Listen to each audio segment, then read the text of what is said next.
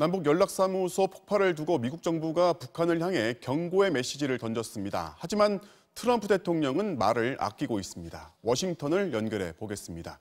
여홍규 특파원, 국무부에서는 경고의 메시지가 나왔는데 트럼프 대통령은 관련해서 언급이 없는 거죠? 네, 북한이 연락사무소를 폭파한 시간은 미국 동부 시간으로 새벽이었는데요.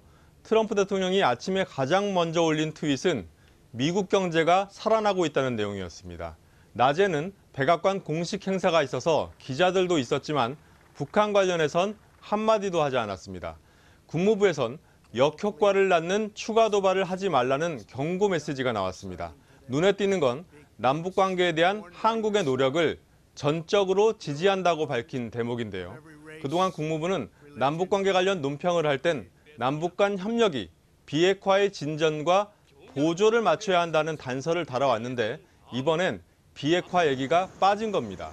한국 정부의 노력에 힘을 실어준 것으로 해석할 수도 있지만 또 한편으론 북한의 최근 강경 행보와 관련해서 한국 정부가 알아서 해결해라 이렇게 거리두기를 하는 것이란 해석도 가능합니다. 국무부 입장은 원론적이고 트럼프는 침묵하고 있고 그러면 미국 내 북한 전문가들은 이번 사태를 어떻게 분석하고 있습니까?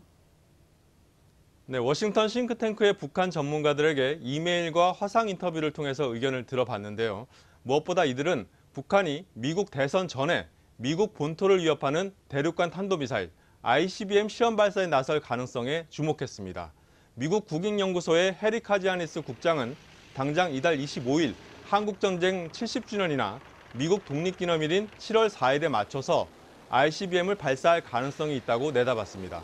CSIS의 수미테리 선임연구원은 북한이 위기를 계속 고조시키다가 오는 10월 노동당 창건 75주년에 맞춰서 ICBM을 쏠 가능성이 있다고 했는데요. MBC와의 인터뷰 내용 들어보시죠. So I expect North Korea to increasingly dial up pressure, including showcasing a new strategic weapon, maybe further testing of submarine-launched missiles. 북한의 추가 도발을 막기 위해선 제재를 강화하고 또 한미 군사훈련을 재개해야 한다는 주장도 나왔습니다.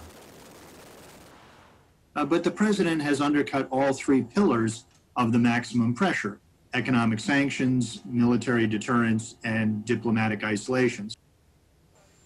결국 미국 대선이 다가올수록 북한이 더 이상 선을 넘지 않길 바라는 트럼프 대통령과 이런 점을 이용해서 도발의 수위를 높여가는 김정은 위원장 간의 치열한 수싸움이 예상됩니다.